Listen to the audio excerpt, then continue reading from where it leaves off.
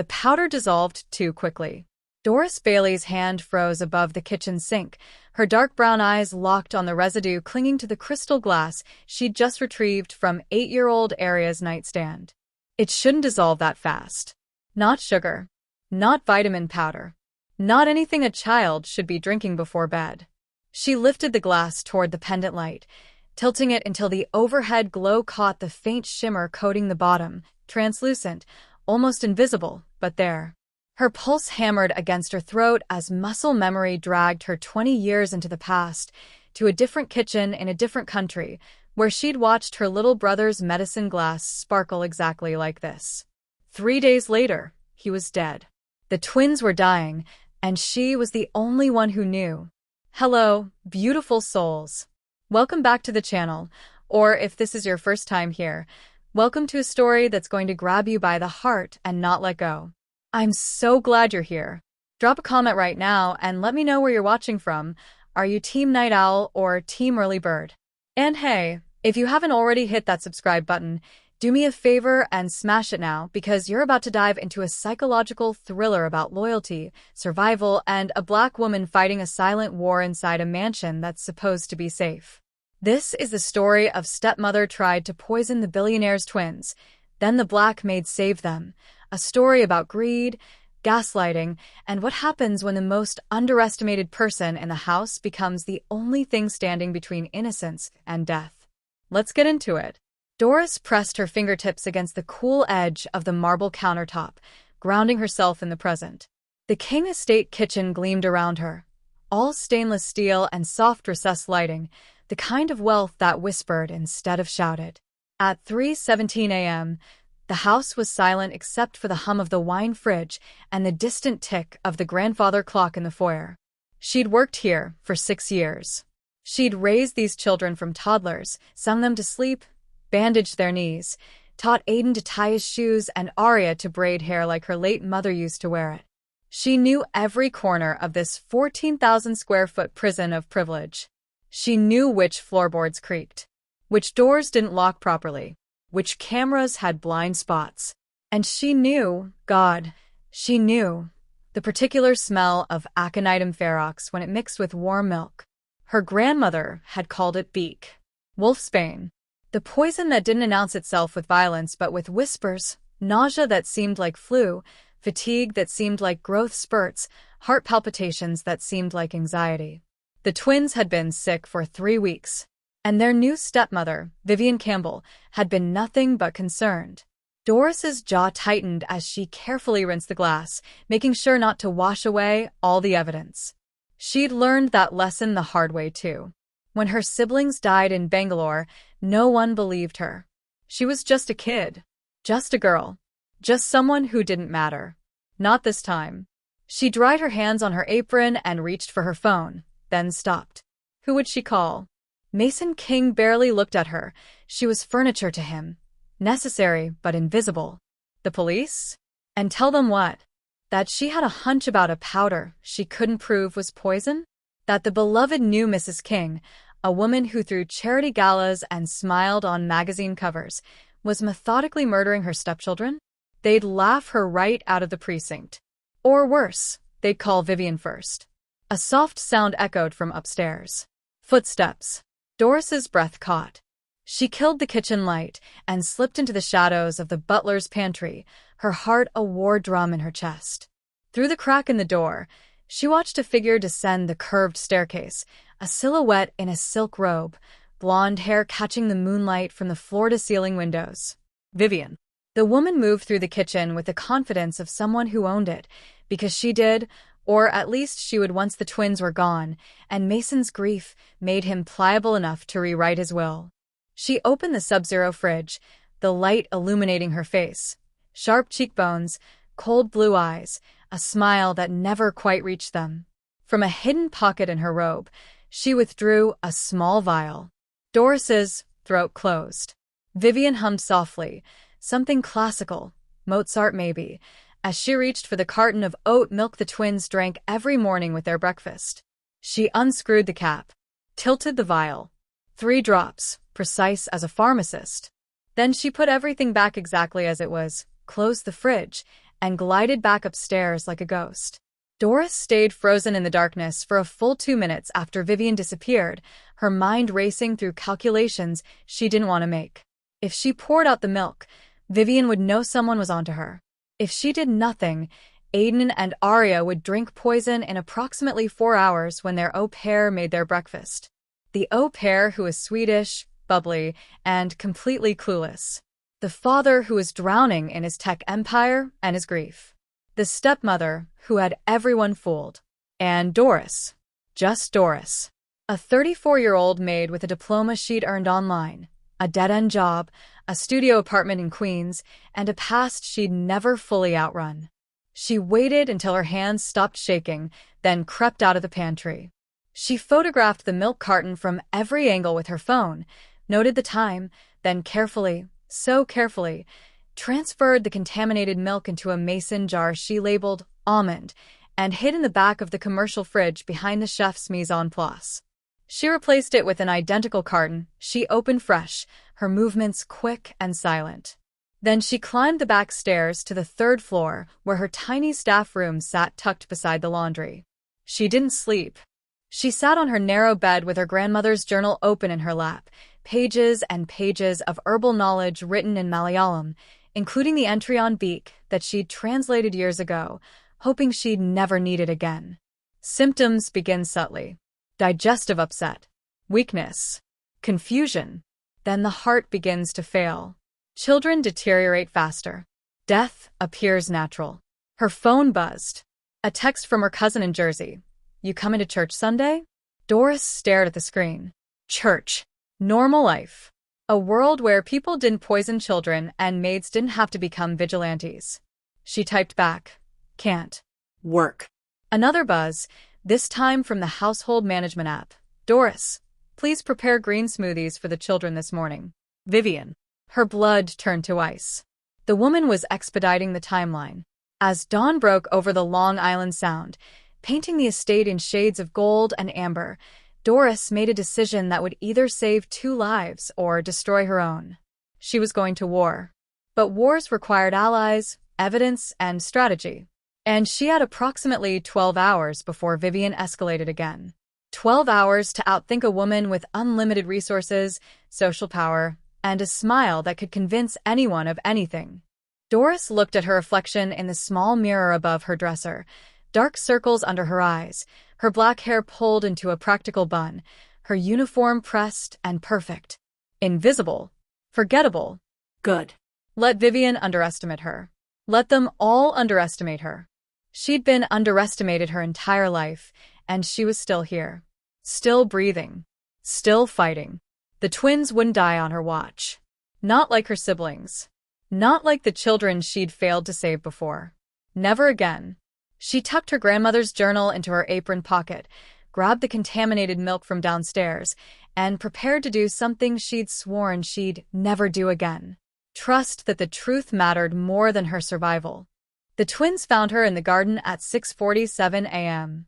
Doris was crouched beside the herb bed she'd planted 3 years ago, basil, thyme, rosemary, and tucked in the back where no one looked, tulsi and neem from seeds her grandmother had sent before she passed. Her fingers worked the soil, but her mind was cataloging evidence. The vial she'd seen, the powder in the glass, the drops in the milk, the timeline of the children's deteriorating health. Doris. She turned to find Arya running across the dewy lawn in her nightgown, her beautiful brown skin glowing in the early light, her hair, thick and curly like her late mother's, wild around her face. Aiden followed more slowly, his thin frame almost fragile in his 2 big pajamas. He'd lost weight. They both had. 3 weeks of poison. "Baby girl, you'll catch cold," Doris said, standing and opening her arms. Arya crashed into her, all 8 years of trust and affection, and Doris's heart cracked open the way it did every single time these children touched her. Because they weren't hers. They would never be hers. But God help her, she loved them like they were. "We had bad dreams again," Arya whispered against Doris's shoulder. "The same ones." Aiden reached them, his dark eyes, so much like his father's, shadowed with exhaustion. "I dreamed I couldn't breathe. like something was sitting on my chest. Aconite affects the respiratory system. Doris's brain supplied automatically. Early-stage cardiac stress presents as pressure, difficulty breathing, nightmares caused by oxygen deprivation during sleep. She pulled Aiden into the embrace too, wrapping both children in her arms, and for a moment, she just held them. These babies who'd lost their mother to a car accident 2 years ago, who'd cried in Doris's arms for months afterward, who'd slowly started to heal, to laugh again, to be children again. Until Vivian Campbell entered their lives 6 months ago like a beautiful storm, sweeping their grieving father off his feet with her charity work and her pedigree and her promise of giving the children a real family again. "Tell me about your mama," Doris said softly, walking them toward the bench beneath the willow tree. It was their ritual, the thing that grounded them when the world felt wrong. Aria's face brightened despite her fatigue. She was a doctor. She helped people. "A surgeon," Aiden corrected, his voice carrying that precise quality he'd inherited from both parents. "Cardiothoracic. She operated on hearts." "And she was beautiful," Aria added. "Daddy says I look just like her." "You do," Doris said. "You both have her eyes. Her spirit." She'd loved Naomi King, even though they'd barely overlapped. Doris had been hired just 3 months before the accident. But in those 3 months, she'd seen a woman who treated her as an equal, who asked about her life, who discovered Doris had a diploma in early childhood education and insisted she help with the twins' homeschool curriculum, not just their laundry. Naomi had been real. Warm. Present. Everything Vivian pretended to be. "I miss her," Aiden said quietly, and Aria nodded, leaning her head against Doris's side. "I know, baby. I know. And your new stepmother is trying to send you to her." The thought ignited rage, so fierce Doris had to breathe through it. She'd failed her own siblings, Jaden, who was 6, and Carol, who was 4. She'd been 12, too young to understand what was happening until it was too late. Their stepfather's new wife had wanted the small inheritance their mother had left. Poison in their milk. Poison in their rice. Symptoms that looked like cholera, like bad water, like any of the 100 things that killed poor children in rural areas. By the time Doris understood, by the time she'd found her grandmother's journal and matched the symptoms, they were gone.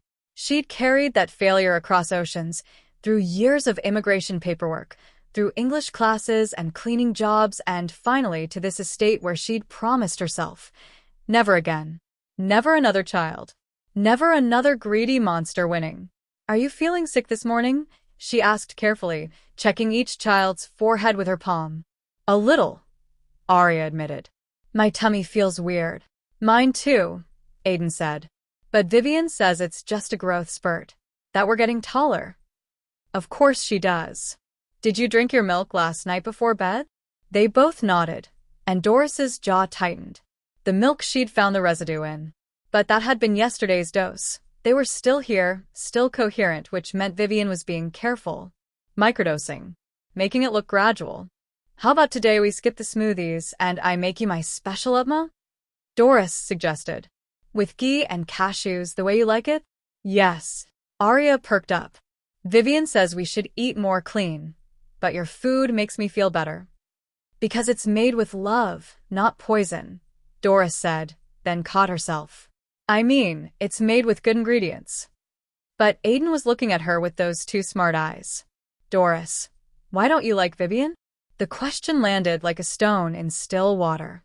She couldn't lie to them. She'd never lied to them. But she couldn't tell them the truth either. Not yet. Not without proof. Not without destroying their sense of safety. "I just worry," she said carefully. "About you too. It's my job to worry." "Vivian says you worry too much," Aria said. "She says you're overly attached, and that she's going to talk to Daddy about appropriate boundaries." I slid down Doris's spine. Vivian was already setting the stage. Already positioning Doris as the problem. "What else does Vivian say?" Doris asked, keeping her voice light. Aiden shrugged. "That we should trust her like we trust you. That she's our mother now." "But she's not," Aria said fiercely. "She's not our mother. Our mother is dead. And Vivian is just—" "I don't know." She's pretty and nice, but she feels wrong. Smart girl. She bought us iPads, though, Aiden said, ever the diplomat. And she says when we're feeling better, she'll take us to Disneyland. When you're feeling better, Doris repeated. Does she say that a lot? That you're sick? Both children nodded. She tells Daddy we're too fragile for school, Aiden said. That we need to stay home, where she can watch us. Isolation. Classic abuse pattern. Keep them weak, keep them home, keep them dependent. A voice carried across the lawn, smooth and cultured. Children, what are you doing out here in your night clothes? Vivian stood on the terrace in athleisure that probably cost more than Doris's monthly rent, her blonde hair in a perfect ponytail, her smile bright and concerned.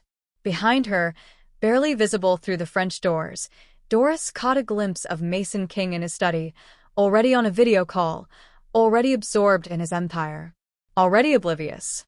We wanted to see Doris, Arya called back. Vivian's smile never wavered, but her eyes, those cold blue eyes, locked on Doris with unmistakable warning. Well, come inside now. Doris has work to do, and you two need proper breakfast. I've asked her to make those green smoothies you love. You mean the ones you're going to poison? Doris stood, smoothing her uniform. Actually, Mrs. King, I was planning to make. The smoothies will be fine, Doris. Vivian's voice carried just enough edge to remind Doris of her place. That's what I've requested. Are we clear? The twins looked between them, sensing the tension but not understanding it. Doris met Vivian's gaze and saw the challenge there. The test. Will you obey, or will you make waves? Crystal clear, Doris said evenly. Wonderful. Vivian's smile widened. Come along, darlings. Let's get you warm. As the children trudged toward the house, Arya looked back at Doris with an expression that broke her heart. Confusion, fatigue, and something that might have been fear. Hold on, Doris thought. Just hold on a little longer. When they'd gone inside, Doris pulled out her phone and opened her notes app. She'd been documenting everything for 3 weeks, ever since the twins first got sick. Every symptom, every timing, every interaction with Vivian. But documentation wouldn't be enough. She needed proof that would hold up in court. She needed an ally with power. She needed Mason King to open his eyes. The man was a genius, a tech billionaire who'd built King Innovations from nothing, who held patents in AI and renewable energy, who was courted by presidents and CEOs. But when it came to his personal life, he was blind. Grief had hollowed him out, and Vivian had filled the empty spaces with exactly what he wanted to see, a replacement for what he'd lost.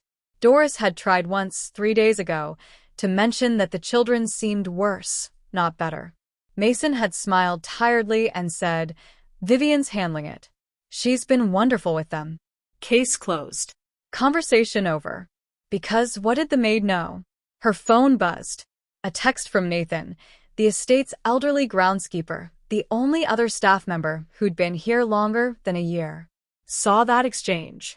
You okay? Nathan was Nigerian, in his 60s, and wise in the way of people who'd survived by being observant. He was also the closest thing Doris had to a friend in this house. She texted back. Need to talk. Private. 3 dots appeared. Then, tool shed. 20 minutes. Doris pocketed her phone and headed toward the kitchen, her mind already 3 steps ahead.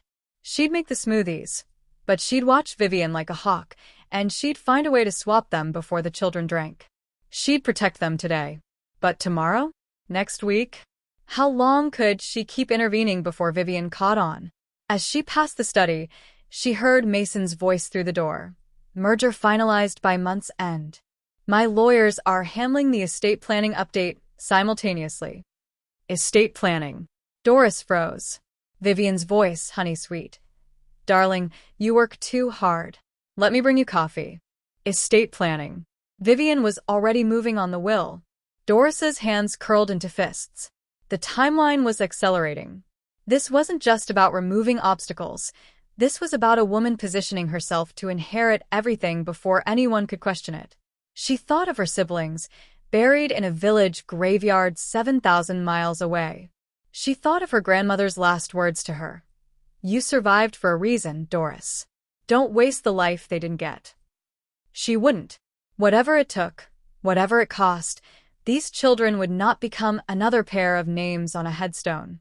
Even if it meant going to war with a monster who looked like an angel. Even if it meant risking everything. If you're loving this story, hit that subscribe button. Trust me, you don't want to miss what happens next. And drop a comment. Have you ever had to fight a battle no one else could see? Let's talk about it. Doris pushed through the kitchen door, ready to make poison smoothies she'd never let the children drink. The war had begun.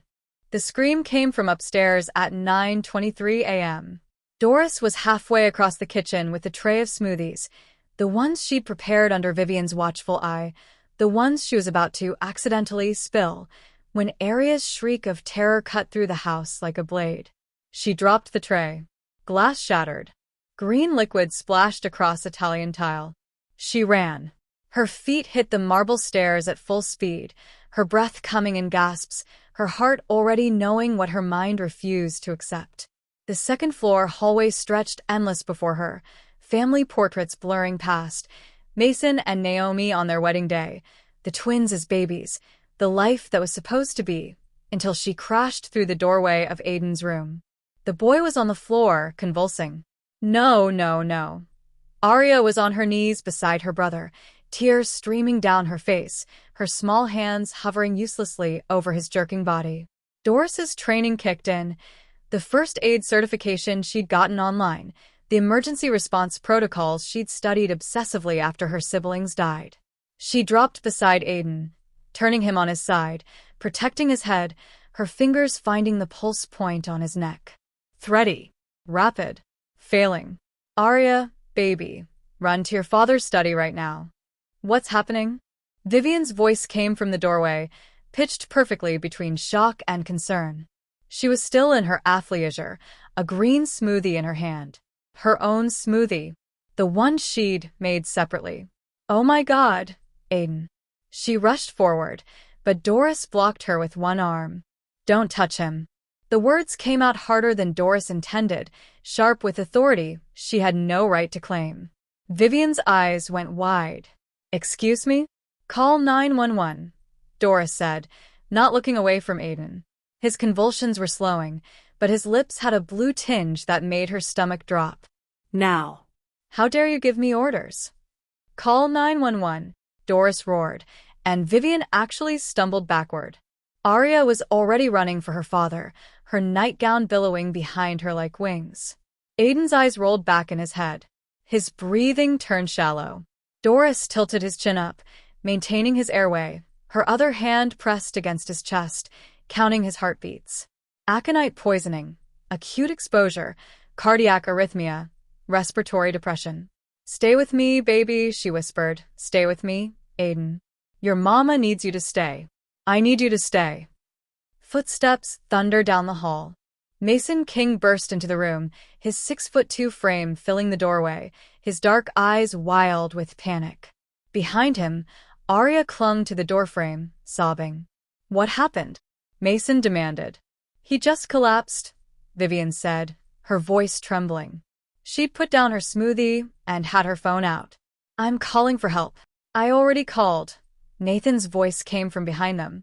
The groundskeeper stood in the hallway, phone pressed to his ear. Ambulance is 7 minutes out. Mason dropped beside his son, reaching for him, and Doris saw the exact moment his CEO composure shattered into pure fatherly terror. Aiden. Aiden, can you hear me? The boy's eyes fluttered open, unfocused and glassy. Dad. I'm here. I'm right here. I can't breathe right. Doris met Mason's eyes over his son's body. He needs a hospital. Now. 7 minutes might be too long. For a single heartbeat, Mason King really looked at her, perhaps for the first time in 6 years. Saw her. Heard her. Registered that this woman who cleaned his house and raised his children might actually know something. My car, he said. Nathan, bring my car to the front. Now. The groundskeeper disappeared. Mason scooped Aiden into his arms as if the boy weighed nothing, cradling him against his chest. Vivian, get Aria. Doris. He hesitated then. Come with us. He's calmer with you. Something flickered across Vivian's face, too quick to name, but Doris saw it. Calculation. Adjustment. The slight narrowing of eyes. Of course, Vivian said smoothly. We all should go. Family sticks together. You're not family. You're a murderer. But Doris just nodded and followed Mason out of the room, past the shattered smoothie glasses in the kitchen, evidence Vivian was definitely noticing, and into the circular driveway where Nathan had pulled up Mason's Bentley SUV. The drive to Long Island General Hospital took 12 minutes that felt like 12 hours. Aiden drifted in and out of consciousness in Doris's arms in the back seat while Mason drove with terrified precision and Vivian sat in the passenger seat making phone calls to their family doctor and the hospital board and our lawyer. Our lawyer. Already. Arya pressed against Doris's other side, whimpering, and Doris held both children, murmuring prayers in Malayalam her grandmother had taught her, bargaining with a god she wasn't sure listened to women like her. When they arrived, nurses swarmed. A gurney appeared. Aiden was whisked away through double doors while a resident fired questions at Mason. Any known allergies? Medical history? What did he eat this morning? Any toxin exposure? Does he take any medications? No, nothing. He's healthy. He's been a little tired lately, but he's been sick for 3 weeks, Doris interrupted. Nausea, fatigue, heart palpitations, nightmares, weight loss. The resident's eyes snapped to her. Are you the mother? She's the nanny, Vivian said, her hand possessive on Mason's arm. I'm his stepmother. The children have had a mild flu. Nothing serious. It's not flu, Doris said, her voice steady despite the trembling in her hands. His symptoms are consistent with. Doris, please. Mason's voice was strained. Let the doctors work. She fell silent, but she saw the resident's eyes linger on her, saw him make a note on his tablet, saw him glance between Vivian's designer clothes and Doris's uniform and make whatever assumptions people always made. They were directed to a private waiting room. Perks of having a last name on one of the hospital wings. Mason paced like a caged animal. Vivian sat perfectly composed, texting. Arya clung to Doris on the leather sofa, and Nathan stood quietly by the door like a sentinel. 43 minutes later, a doctor pushed through the door. He was younger than Doris expected, maybe late 30s, with dark hair starting to gray at the temples and sharp hazel eyes behind wire-rimmed glasses. His white coat had a name embroidered on it, Dr. Adrian McLean, Chief of Toxicology. Toxicology. Doris's breath caught. Mr. King? Dr. McLean extended his hand. I'm Adrian McLean. I've been consulting on your son's case. Is he all right? Mason demanded. He's stable. We've administered activated charcoal and started supportive care. But I need to ask you some questions because what I'm seeing is unusual. Unusual how? Vivian asked, standing and smoothing her hair with perfect. Dr. McLean pulled out a tablet. Your son is exhibiting signs consistent with acute toxic exposure. His blood work shows elevated levels of several concerning compounds, and when I reviewed his chart, he was here 2 weeks ago for similar symptoms. Yes, Vivian said. Dr. Patterson said it was a virus. Dr. Patterson isn't a toxicologist. Dr. McLean's voice was professional but firm. I am. And what I'm seeing isn't viral. Has Aiden been exposed to any plants? Herbal supplements? Traditional medicines? Pesticides? No, Mason said. Nothing like that. We're very careful. He drinks oat milk every morning. Doris's voice cut through the room like a gunshot. And smoothies. Green smoothies with special ingredients. Every eye turned to her. Dr. McLean's gaze sharpened. What kind of special ingredients? I don't know exactly, Doris said, her heart hammering. Mrs. King provides them. Vivian laughed, a beautiful, incredulous sound. Doris, that's ridiculous. I give them organic spirulina and wheatgrass. Nothing remotely harmful. May I see the products? Dr. McLean asked. Of course, Vivian said. Though I'm sure this is just. I have a sample.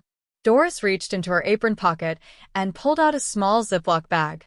Inside was a trace amount of the powder she'd scraped from Arya's glass at 3 a.m. from last night. The temperature in the room dropped 10 degrees. Mason stared at her. "Why do you have that?" "Because I was worried," Doris said simply. "The twins have been getting sicker, not better. And this powder, it reminded me of something." Dr. McLean took the bag, his expression unreadable. "Reminded you of what?" Doris's throat went dry. This was it. The moment where she either stayed invisible or stepped into the light and risked everything. She met his eyes and saw something unexpected, genuine curiosity. Not dismissal, not condescension, actual attention. "Poison," she said quietly. "It reminded me of poison." Vivian gasped. "This is insane. Mason, she's clearly having some kind of breakdown." "What kind of poison?" Dr. McLean asked, still watching Doris. "Aconitum ferox. Wolfsbane. My grandmother was an Ayurvedic practitioner in India. She documented dozens of poisoning cases. I recognize the symptom pattern." The doctor's eyebrows rose. "That's incredibly specific. And actually consistent with what I'm seeing in Aiden's blood work." "You can't be serious," Vivian said, her voice rising. "You're going to listen to the maid over." "I'm going to listen to anyone who might help me save a child's life," Dr. McLean said coolly. He turned to Mason. "Mr. King, I need your permission to run a comprehensive toxicology panel on both your children. And I need samples of everything they've consumed recently." "Both children."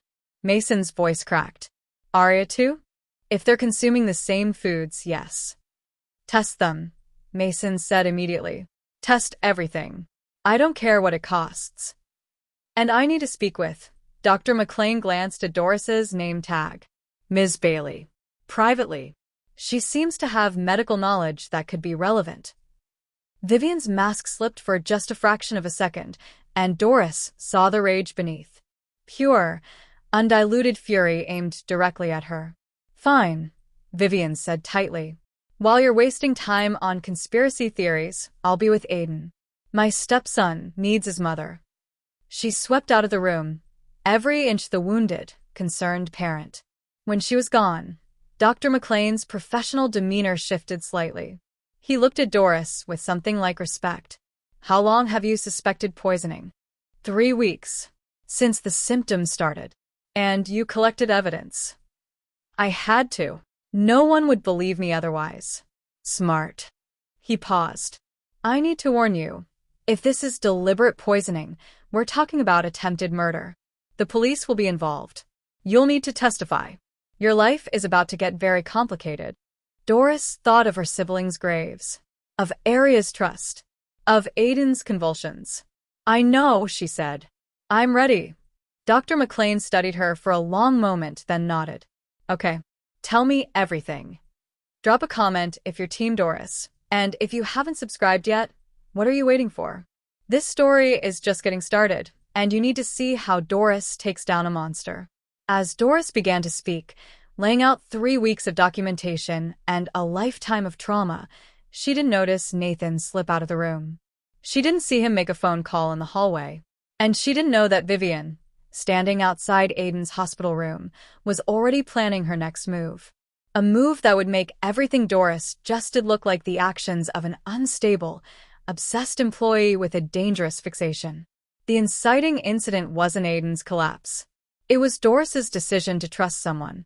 And trust, in a house built on lies, was the most dangerous weapon of all. Part 4. Rising Tension. The toxicology report came back at 2:47 p.m., and it changed everything.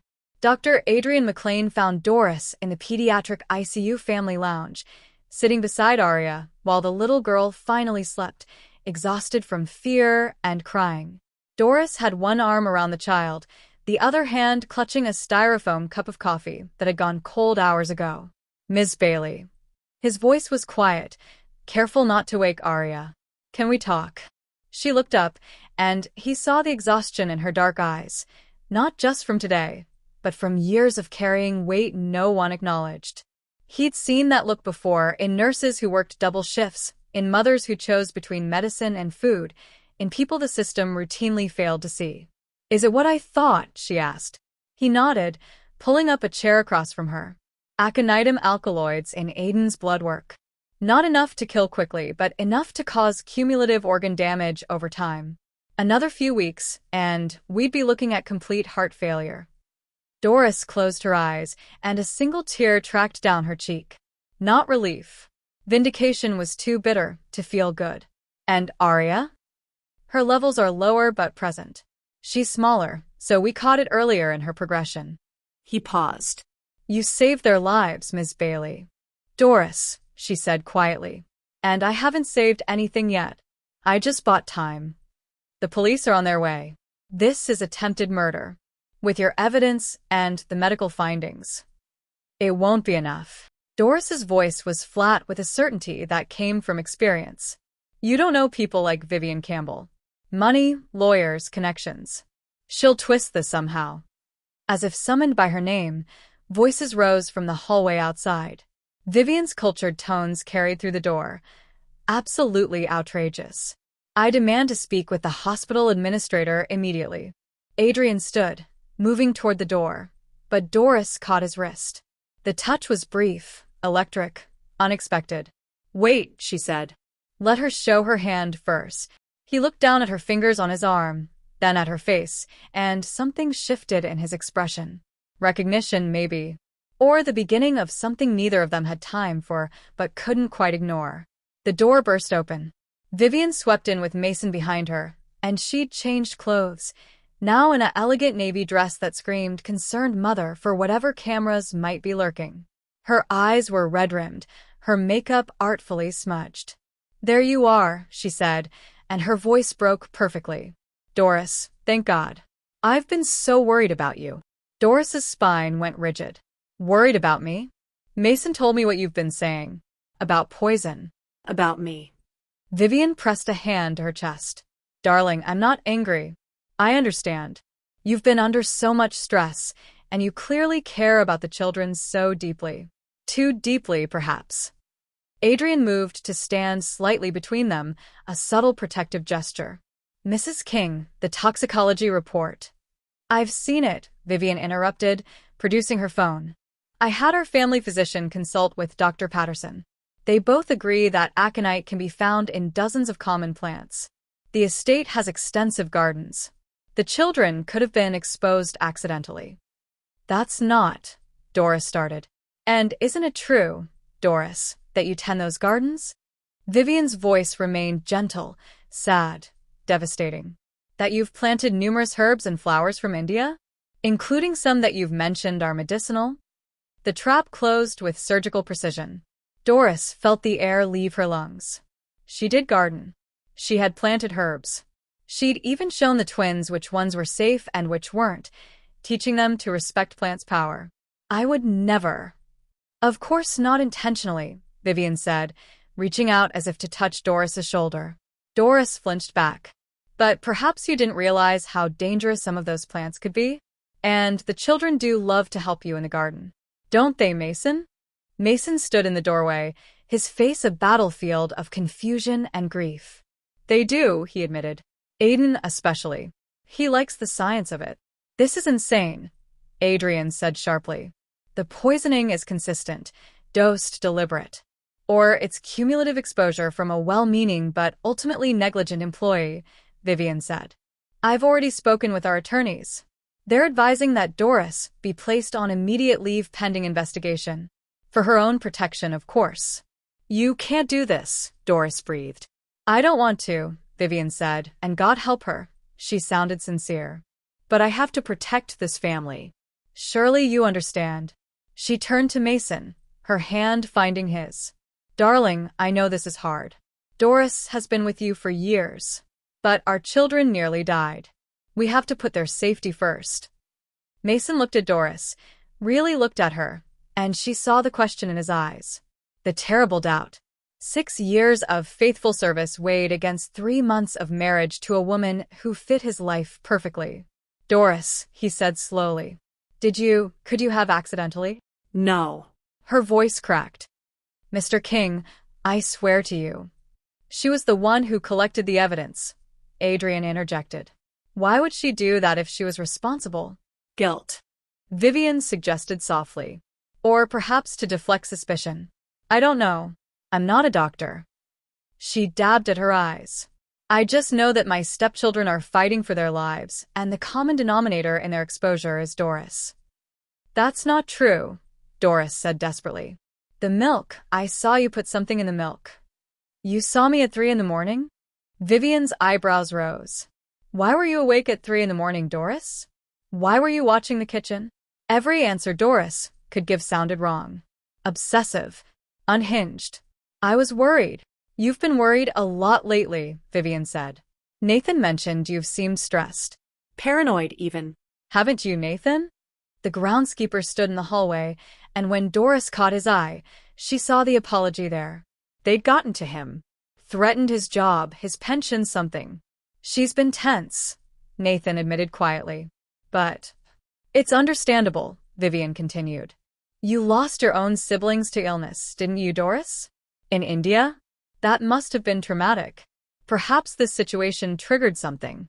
Made you see patterns that weren't there. Doris felt the walls closing in. Everything she'd survived, every truth she'd carried, weaponized against her. How do you know about my siblings? She whispered. I make it a point to know everyone who works in my home, Vivian said. For safety. She'd been investigated. Background checked. Researched. Adrian stepped forward, his voice hard. Mrs. King, with all due respect, this is speculation. The medical evidence will be reviewed by our legal team and independent experts, Vivian said smoothly. In the meantime, Doris, I'm afraid I have to ask you to leave hospital property.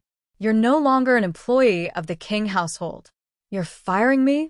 Doris's voice was barely audible. I'm protecting my family, Vivian corrected.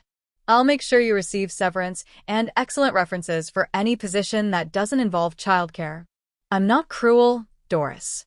I'm just a mother doing what mothers do. The performance was flawless.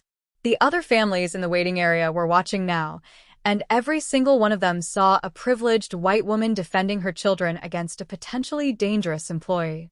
Doris looked at Mason, her last hope. Please. Please, you know me. I would die before I'd hurt Aiden or Arya. I thought I knew you, Mason said, and his voice was wrecked. But my son almost died, Doris. And right now, I don't know what to believe. The words hit like bullets.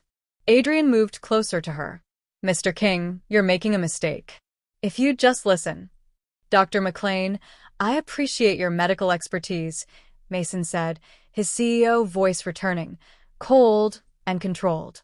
But personnel decisions are mine to make. Doris, please leave. Now. Arya stirred on the couch, her eyes fluttering open. Doris? The little girl's voice almost broke her. Doris knelt beside Arya, cupping her face with both hands. Baby girl, I need you to listen to me. Don't drink anything unless your daddy tastes it first. Don't eat anything that Vivian gives you. Do you understand? That's enough, Vivian said sharply. You're frightening her. Promise me, Doris insisted.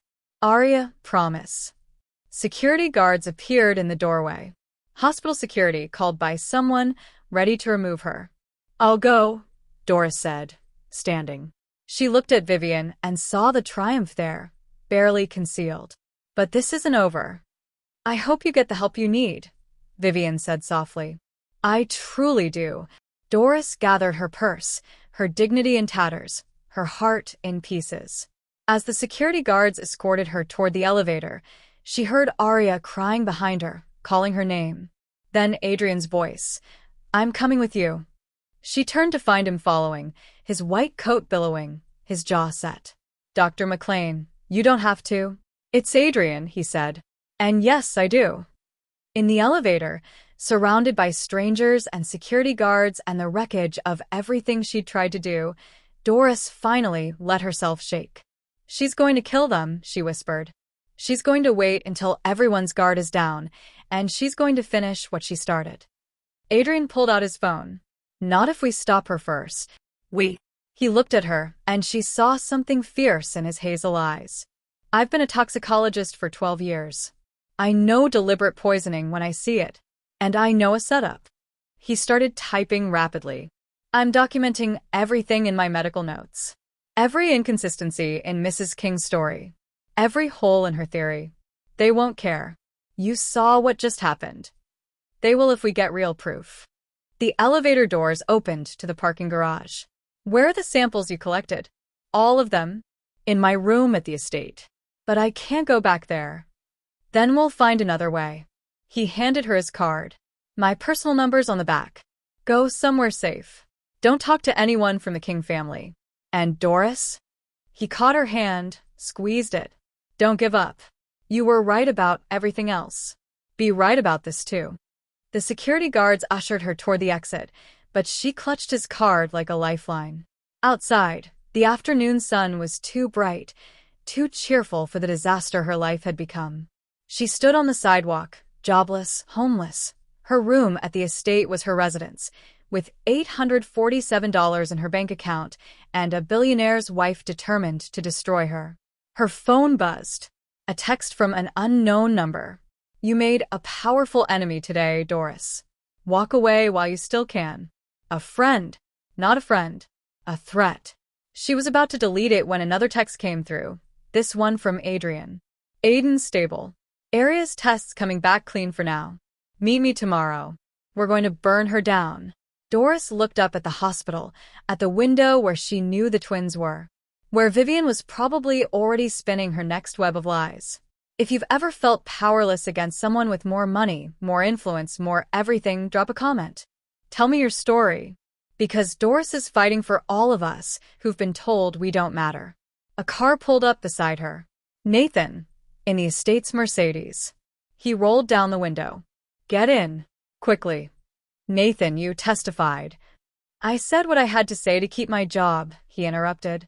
Now I'm going to do what I have to do to keep my soul. Get in. We're going to get those samples before Vivian destroys them. Doris hesitated for only a second before sliding into the passenger seat. Why are you helping me? The old man's hands tightened on the steering wheel. Because 30 years ago, my sister worked for a wealthy family in Lagos. She saw something she shouldn't have. Try to speak up. His voice went quiet. They found her in the river 3 days later. He pulled into traffic, his eyes straight ahead. I won't watch another good woman get destroyed for telling the truth. Not again. Doris buckled her seatbelt, her mind already racing ahead to the estate, to her room, to the evidence that could save or condemn her. She didn't know that Vivian had already sent someone to search her quarters. She didn't know that Adrian was making calls to people he'd sworn he'd never contact again. And she didn't know that Mason King, standing at his son's bedside, was starting to remember things. Small things. Inconsistencies in Vivian's stories. Moments that didn't quite add up. The rising tension was about to break into something far more dangerous. Because in a war between truth and power, the first casualty was always trust. And the second was usually the person brave enough to fight. Doris's room had been ransacked. The narrow staff quarters on the 3rd floor looked like a crime scene. Drawers yanked open, mattress overturned, her meager belongings scattered across the floor like evidence of a life that didn't matter. Her grandmother's journal was gone. The mason jar of contaminated milk she'd hidden gone. Every photograph, every note, every piece of documentation she'd collected over 3 weeks. Erased. Damn it. Nathan breathed from the doorway. We're too late. Doris stood frozen in the center of the destruction, her hands trembling. 6 years of her life in this house, reduced to chaos in an afternoon. She dropped to her knees, searching through the debris with desperate hands, praying for something, anything. Her fingers closed around a small USB drive taped under the bottom drawer of her desk. Thank you, God, she whispered. Nathan's eyes widened. What is that? Back up. Doris clutched it like a talisman. I've been photographing everything and uploading it. Every symptom log. Every observation. Time-stamped and dated. Smart girl. Nathan checked the hallway. But we need to leave. Now. If they realize you're here. Voices echoed from the main staircase. Vivian's laugh, bright and sharp as breaking glass, followed by a man's deeper tones. Not Mason, he was still at the hospital. The investigators already here, Nathan hissed. Come on. They slipped down the servants' stairs, the narrow passage Doris had used 1,000 times to stay invisible, to move through this house like a ghost. But now she was being erased, written out of the story, like she'd never existed. The Mercedes was parked behind the garden shed, hidden from the main house. Nathan drove toward the service exit, gravel crunching under tires, and Doris watched the estate disappear in the side mirror.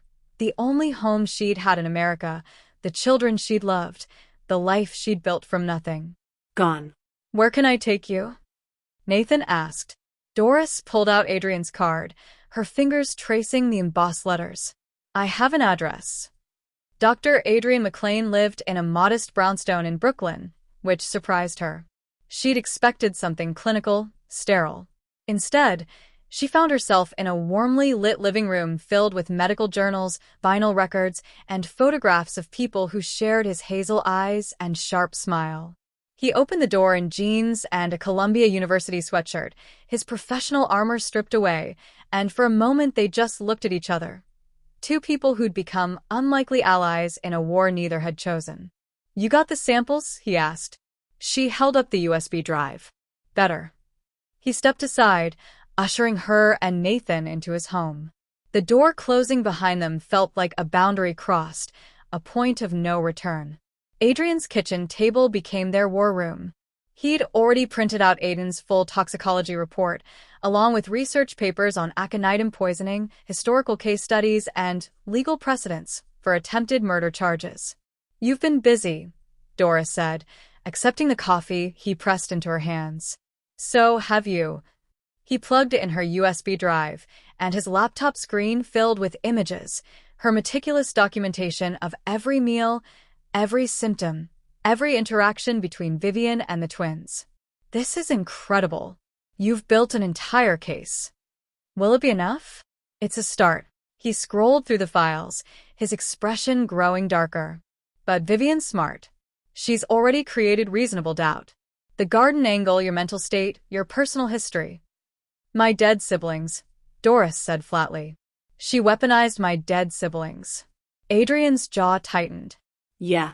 "She did." Nathan cleared his throat from the doorway. "I should go. If I'm gone too long, they'll notice." Doris stood, crossing to him. "Thank you. For everything." The old man cupped her face with calloused hands. "My sister's name was Laura. She was brave like you. Don't let them make you small, Doris. Don't let them win." When he left, the brownstone felt suddenly intimate. Just Doris and Adrian, the evening settling around them, the stakes higher than ever.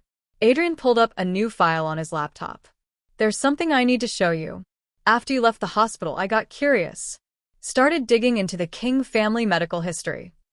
And Naomi King's death. The car accident 2 years ago." He turned the screen toward her. It was single vehicle. She drove off a bridge on the Long Island Expressway. They ruled it accidental. She'd been working a 30-hour shift at the hospital, fell asleep at the wheel.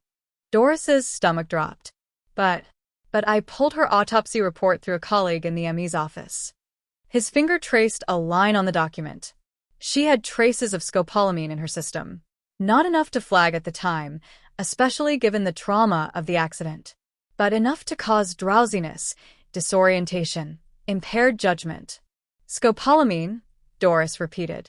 "That's a pharmaceutical that can be derived from plants, including some varieties that grow in tropical climates." He pulled up another file.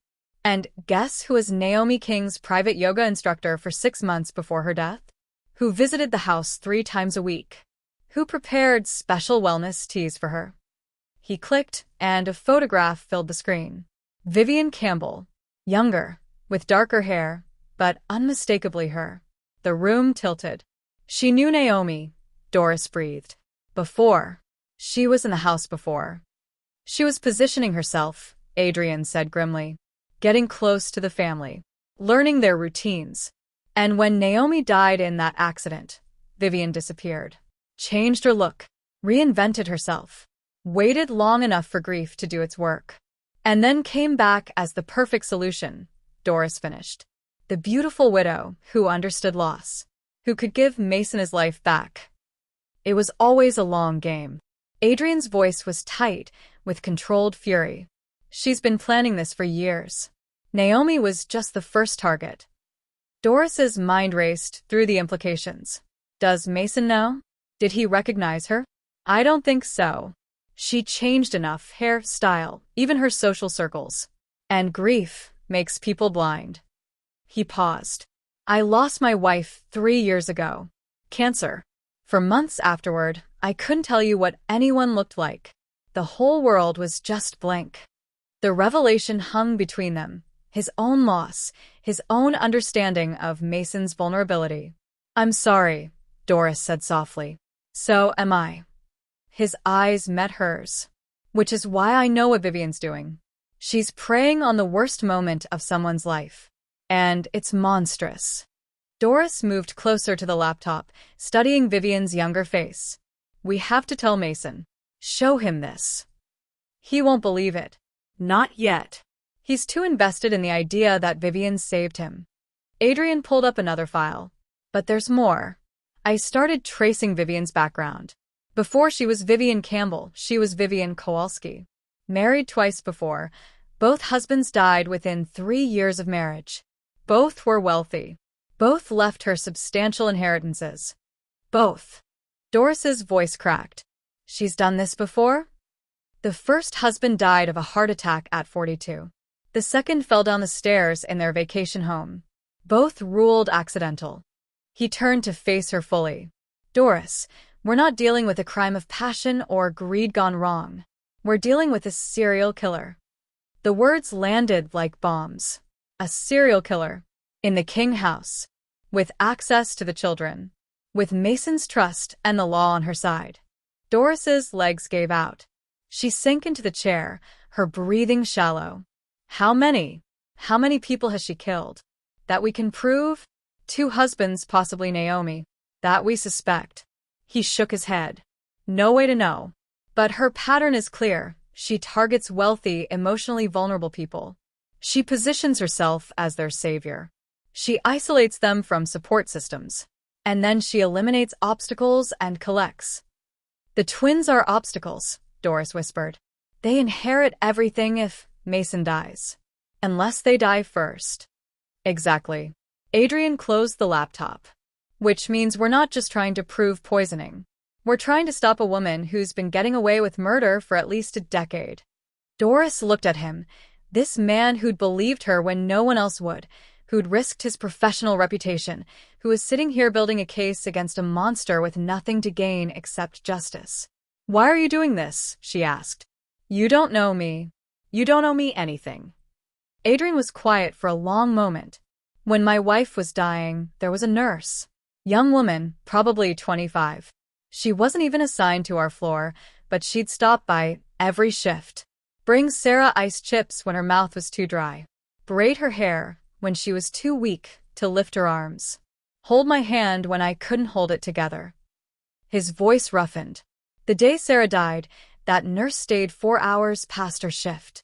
She sat with me. Didn't say anything, just stayed. And when I finally asked her why, you know what she said? Doris shook her head. She said, because some people fight battles no one else sees. And they shouldn't have to fight alone. He met Doris's eyes. You remind me of her. And I won't let you fight alone. The air between them shifted, charged with something that wasn't quite professional anymore, something built on shared loss and unexpected trust, and the dangerous intimacy of fighting beside someone who understood. Doris stood, moving closer. Adrian. Her phone erupted with sound. Mason's name flashed on the screen. She answered on speaker. Mr. King? Doris. His voice was ragged, desperate. I need you to come back. Please. It's Arya. Ice flooded her veins. What happened? She's crashed. Just like Aiden. Vivian made her soup for dinner and his voice broke.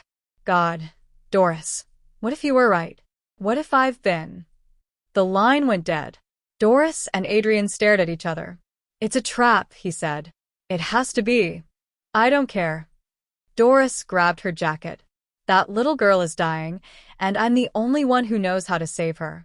Then I'm coming with you. Adrian, if this goes wrong. It already went wrong. He snatched up his medical bag and the printed files. Now we're making it right. Drop a comment right now. Do you think Mason's call is genuine, or is Vivian setting the final trap? I need to know what you're thinking. And if this story is keeping you on the edge of your seat, subscribe so you don't miss the explosive finale. They ran for his car, the revelation about Vivian's past still burning between them, the stakes now impossibly high. Because they weren't just saving 2 children anymore. They were stopping a killer who'd had years of practice. And killers didn't go down without taking victims with them. The hospital parking garage was almost empty when they arrived at 9:34 p.m. Adrian's sedan screeched into a spot near the emergency entrance, and they ran through sliding doors, past security, toward the pediatric ICU where Doris had been banned just hours ago. The same security guard from earlier stepped into her path. "Ma'am, I'm going to have to ask you to leave." "She's with me," Adrian said, flashing his hospital credentials. "Medical consult." The guard hesitated, then stepped aside, but his hand stayed near his radio. They were being watched. Doris's heart hammered as they rushed down the corridor.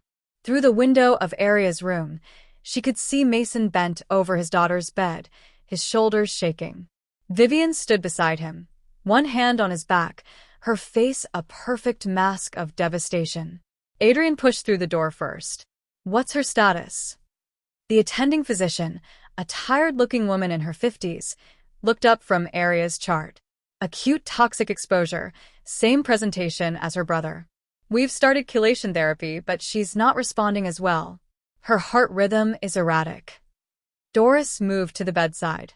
Aria looked so small against the white sheets, her beautiful brown skin ashen, her curls limped against the pillow. An oxygen mask covered half her face, and the monitors beeped an irregular, frightening pattern. "Baby girl," Doris whispered, taking her small hand. "I'm here. I'm right here." Aria's eyes fluttered open, glassy with fever. "Doris? You came back. Always, Beta. Always. That's enough." Vivian's voice cut through the moment like a blade. "Mason, call security. She's not supposed to be here." But Mason didn't move. He stared at Doris with red-rimmed eyes, his face haggard. "You said you could save her. On the phone." Can you? "I didn't say that," Doris said carefully. "You said Aria crashed. I came because you said you knew how to save her." Mason's voice rose. "Those were your exact words. I recorded the call." Ice slid down Doris's spine. She looked at Vivian and saw the trap spring shut. "Actually, Mr. King," Adrian interjected, pulling out his phone, "Doris didn't take any call from you.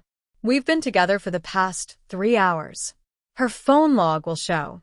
"I have the recording," Mason said, pulling out his own phone. He pressed play. Doris's voice filled the room. "Don't worry, Mr. King. I know exactly what's wrong with Aria. I can save her. I've been controlling this from the beginning." Her blood turned to ice. "That's not, I never said." "Voice synthesis," Adrian said immediately. "That's AI-generated audio. It's not real." "It sounds pretty real to me," Vivian said softly. "And it matches the theory the police are developing. That Doris has Munchausen by proxy. That she's been making the children sick to make herself indispensable." "That's insane," Doris breathed. "Is it?" Vivian turned to Mason. "Darling, think about it. Doris was the one who found the evidence. Doris was the one who collected samples. Doris was the one with access to the children at all hours. And Doris was the one who knew exactly what poison to look for, because she's the one who administered it." "No." Doris's voice cracked.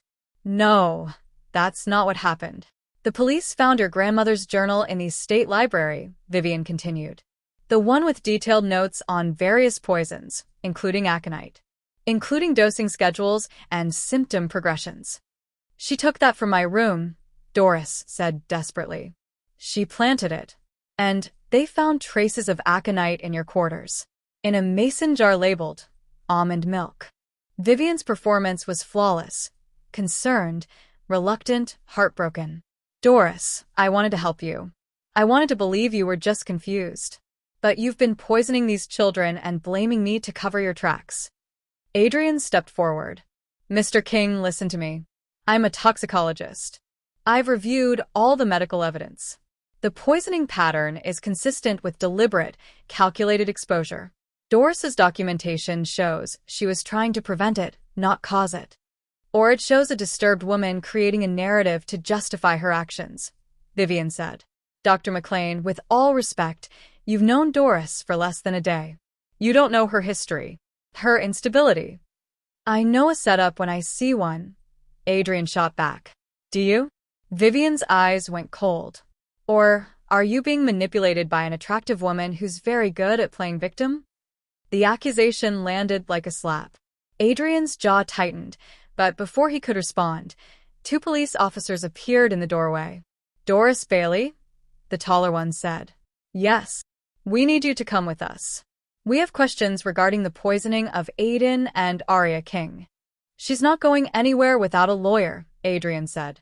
She's not under arrest, the officer clarified. Yet. But we'd appreciate her cooperation. Doris looked at Aria, at the little girl who was slipping away, at the monitors showing a heart rhythm that was failing. I can't leave her. Please. What she needs is to be safe from you, Vivian said, and there were actual tears in her eyes now. Real or manufactured, Doris couldn't tell anymore. Please, Doris. If you ever cared about these children, go. Let the doctors save her. Mason finally spoke, his voice hollow. Go, Doris. Please. Just go. The betrayal cut deeper than any knife. 6 years of loyalty, of love, of raising his children, erased by one woman's masterful manipulation. Adrian grabbed Doris's hand. I'm coming with her. Dr. McLean, the attending physician, said quietly, the hospital administrator wants to see you. There's been a complaint filed about your conduct. Harassment of a patient's family. Breach of confidentiality. Adrian's face went white. You can't be serious. I'm sorry, the doctor said, and she actually looked it. But until it's resolved, you're suspended from hospital privileges. Everything was falling apart. Doris let the officers escort her out, Adrian beside her despite the threats to his career, and as they walked down the corridor, she saw Vivian through the window, consoling Mason, stroking his hair, the devoted wife supporting her shattered husband. Winning. The police interview room was exactly like the ones on TV, gray walls, metal table, fluorescent lights that made everyone look guilty. Doris sat across from Detective Sarah Cooper, a sharp-eyed woman in her 40s who'd probably heard every story, every excuse, every lie. Tell me about your relationship with the King children, Detective Cooper said. Doris told the truth. All of it. Her 6 years with the family. The twins' mother's death. Vivian's arrival. The symptoms. The powder. The milk. The USB drive full of documentation. Detective Cooper listened without expression, taking notes. And you have medical training? She asked. Early childhood education. First aid certification. My grandmother was an Ayurvedic practitioner. So no formal medical degree. No toxicology expertise. But you diagnosed aconite poisoning based on what? Memories from childhood.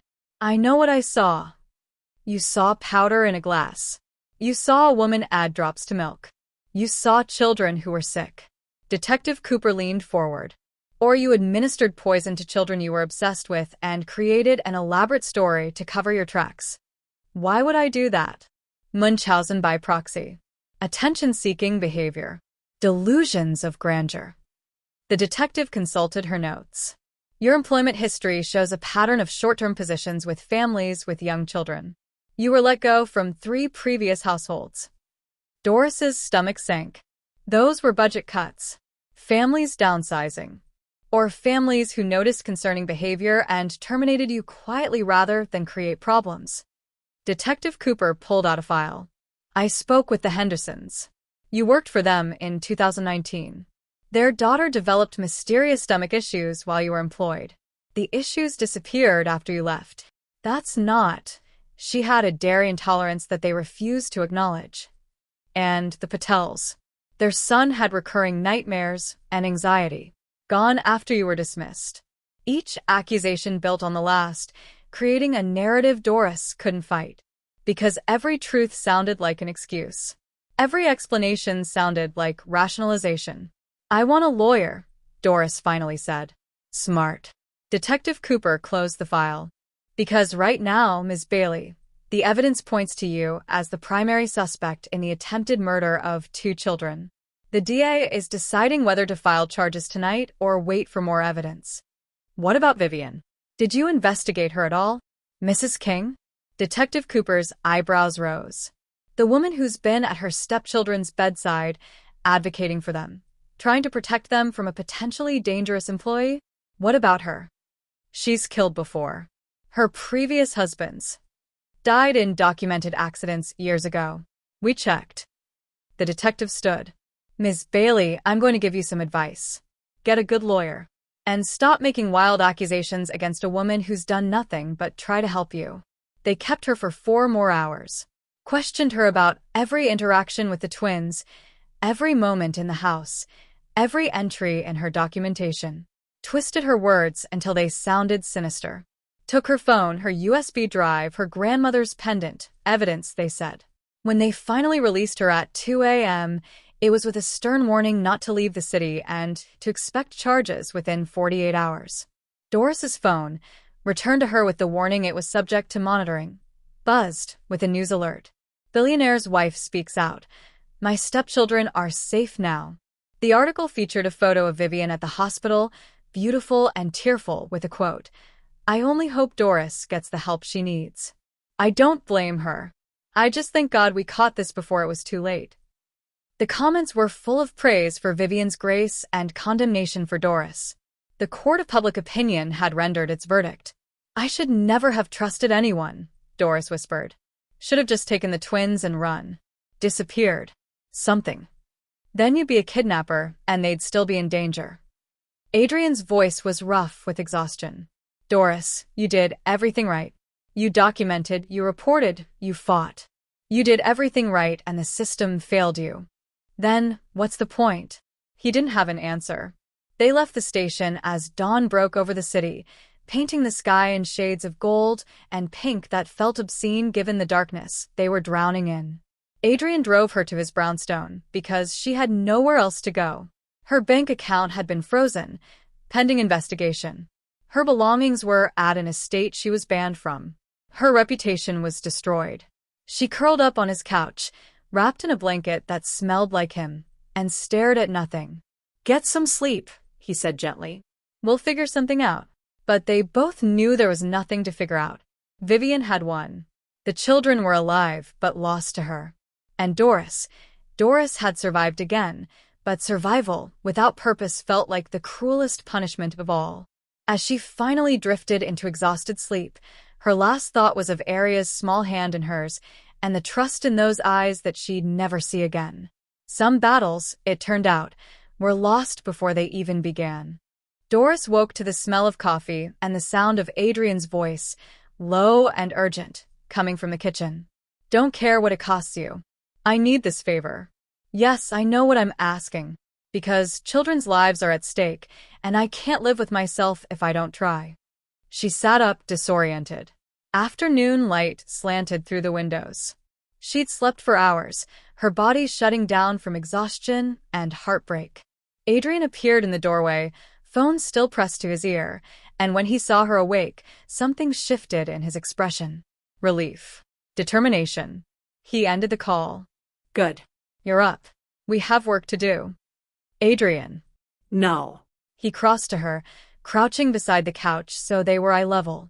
"I know what you're thinking. That it's hopeless. That we should give up. But I spent last night going through everything, every file, every timeline, every piece of evidence, and I found something." Despite herself, hope flickered. "What?" He pulled out his laptop, opening a document. Vivian's second husband, Richard Kowalski. He died falling downstairs in their vacation home in the Hamptons, remember? You said it was ruled accidental. It was. But I called in a favor from a colleague at the medical examiner's office. Got him to pull the full autopsy file. Adrian's eyes gleamed. Richard had traces of scopolamine in his system. Same drug that was in Naomi King's blood. But here's the thing, the me noted it but dismissed it because Richard had a prescription for motion sickness patches that contained scopolamine. So I checked. Richard Kowalski wasn't prone to motion sickness. Never had been. His primary care physician confirmed he never prescribed those patches. Adrian pulled up another file. Someone gave him scopolamine to make him dizzy and disoriented, then pushed him down the stairs. Made it look accidental. Doris's pulse quickened. Can you prove it? Not definitively. But, combined with everything else, it's a pattern. He opened another document. And I found something else. Vivian's financial records from her first marriage. She had significant debt before her first husband died. After his death, she inherited everything, but she burned through it in 18 months. Gambling, shopping, bad investments. So she needed another wealthy husband, Doris said, the picture becoming clearer. Exactly. And when Richard's money started running out, he conveniently had a fatal accident. Adrian leaned forward. Doris, she's not just a serial killer. She's a serial broke killer. She kills when the money runs out, which means Mason's in danger too. Once the twins are gone, and she inherits their portion of the estate, he becomes a liability. The thought sent ice through Doris's veins. We have to warn him. He won't listen to us. Not after yesterday. Adrian sat back on his heels, running a hand through his hair. But there's someone who might listen. Someone with the power to actually investigate this properly. Who? Naomi King's sister, Dr. Keisha Loron. She's a federal prosecutor in Manhattan. Doris's breath caught. Naomi had a sister? Mason's been estranged from her since Naomi died. Blamed himself, isolated. But Keisha never believed the accident story. She's been quietly investigating for 2 years. Adrian pulled up an email. I reached out to her this morning. Sent her everything we have. And Doris, she wants to meet with us. Today. For the first time in 24 hours, Doris felt something other than despair. She believes us? She wants to hear what we have to say. It's a start. Adrian checked his watch. She'll be here in an hour. But there's something else. He pulled up a video file on his laptop. Security footage, time-stamped from the hospital the previous night. My friend in hospital IT pulled this before the administration could bury it. Watch. The video showed Aria's hospital room. Vivian entering at 11:47 p.m. when the nurses were doing rounds on other patients. She approached Aria's stand, pulled something from her purse, a small vial, and added drops to the saline bag. Doris's hands flew to her mouth. She poisoned her. Right there in the hospital. And the child stabilized not in spite of medical intervention, but because they changed her bag at midnight per protocol. Whatever Vivian added got replaced before it could kill her. Adrian's voice shook with rage. She tried to murder a child in a hospital bed, knowing everyone would blame it on the initial poisoning. Knowing you'd take the fall. Can we use this? It's not definitive. You can't see what's in the vial clearly enough. A good lawyer could argue she was adding approved medicine or adjusting the drip. But combined with everything else, the pattern, the finances, Naomi's death, it builds a case. Doris stared at the frozen image of Vivian, caught mid-crime, her face calm and collected as she poisoned a child. She's evil, Doris whispered. Pure evil. Yes. Adrian closed the laptop and took Doris's hands. Which is why we can't let her win. These children need us. Mason needs us, even if he doesn't know it yet. And Doris, his voice softened. I need you to not give up. Because you're the bravest person I've ever met, and if you give up, I don't know if I can keep fighting alone. Their eyes met, and Doris saw everything he wasn't saying. The connection that had formed between them in just 48 hours, forged in crisis, built on mutual respect and shared purpose, but deepening into something more. Something that felt like hope, like partnership, like the beginning of healing they both desperately needed. I'm scared, she admitted. I failed before. My siblings. You were a child. You didn't fail them. The adults around you failed to protect them. To protect you. Adrian squeezed her hands. But you're not a child anymore. You're a woman who documented everything, who risked everything, who loved those kids enough to go to war for them. That's not failure, Doris. That's heroism. Tears pricked her eyes. I don't feel like a hero. Heroes never do. He smiled slightly. They just feel scared and tired, and like they want to give up. But they keep going anyway. A knock at the door startled them both. Adrian checked the security camera on his phone. It's Keisha. She's early. He opened the door to reveal a woman in her late 30s, tall and elegant in a tailored suit, with Naomi's eyes and cheekbones and an aura of barely controlled fury. Dr. Keisha Loron stepped into the brownstone like a storm given human form. You must be Doris Bailey, she said, extending her hand. Her grip was firm, her gaze assessing. My sister spoke highly of you in her journals. Said you were the only person in that house who treated her like a human being instead of a trophy wife. Your sister was a good woman, Doris said quietly. She was. And someone murdered her. Keisha's voice was steel. I've spent 2 years trying to prove it. Now, show me what you have. For the next hour, they laid it all out. Doris's documentation, Adrian's medical evidence, the financial records, the pattern of deaths, the video footage. Keisha absorbed it all with a prosecutor's precision, asking sharp questions, poking holes, playing devil's advocate. Finally, she sat back. It's good, really good, but it's circumstantial. A defense attorney would tear it apart. Doris's heart sank. So, there's nothing we can do? I didn't say that. Keisha's smile was sharp as a blade. I said it's circumstantial, which means we need to make Vivian show her hand, force her into a mistake. How? Adrian asked. Keisha pulled out her phone. By giving her exactly what she wants. The thing she's been working toward for years. She dialed a number, waited then. Mason. It's Keisha. I know we haven't spoken since Naomi died, but I need to see you. It's important. It's about your wife. A pause. Then, your current wife. And your children's safety. Please, Mason. For Naomi's memory. Meet me. She ended the call. He'll come. He loved my sister too much not to. And then what? Doris asked. Then we tell him the truth. All of it. And we convince him to do something very dangerous. Keisha's eyes glinted. We convince him to play along with Vivian while we build an airtight case. To pretend everything is fine while we gather the evidence we need. He'll never agree, Doris said. He thinks I'm trying to hurt his children. Then we'll have to change his mind. Keisha looked at Doris with Naomi's eyes. My sister's last journal entry was about you. She wrote, Doris Bailey is the kind of woman I hope my daughter becomes, strong, kind, unwilling to bend to a world that wants her small. I trust her with my children's lives. Doris's breath caught. So I'm trusting you now, Keisha continued. Help me finish what Naomi started. Help me protect her babies. Help me make sure that woman doesn't destroy what's left of my sister's family. Doris looked at Adrian, who nodded. Then back at Keisha. What do you need me to do? Keisha smiled. First, stay out of sight. Let Vivian think she's won. Let her get comfortable. She pulled out a folder. And second, help me understand everything about that house. Every routine. Every blind spot. Every security measure. Why? Because in 72 hours, we're going to execute a sting operation that will either put Vivian Campbell behind bars for the rest of her life.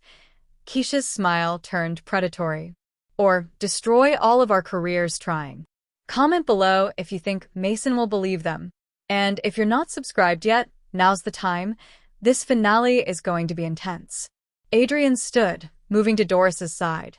Count me in. Doris looked between them.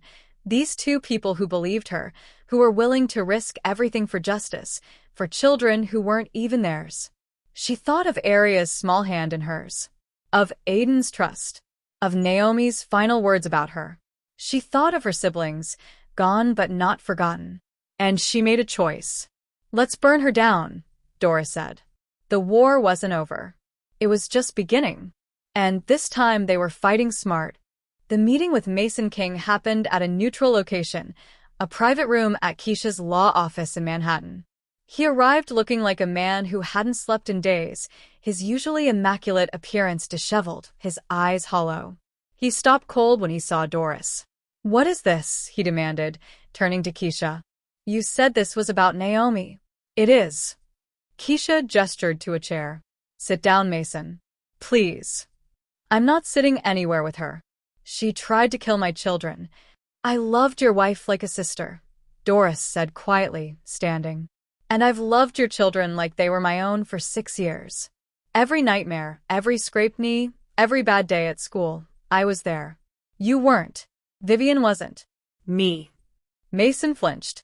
"So before you walk out that door, before you condemn me based on what a woman you've known for 6 months has told you, ask yourself one question." Doris's voice strengthened. "In 6 years, did I ever give you a single reason not to trust me? One moment where I put those children in danger? One instance where I was anything less than devoted to them?" Silence hung heavy. "No," Mason finally admitted. "But the evidence was manufactured by a woman who's killed at least 3 people, possibly more." Keisha opened a file. "Including your first wife." The color drained from Mason's face. "What are you talking about?" For the next 30 minutes, they laid it out. Every piece of evidence. Every connection.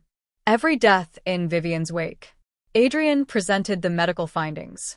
Doris showed her documentation. Keisha walked him through the legal case she was building.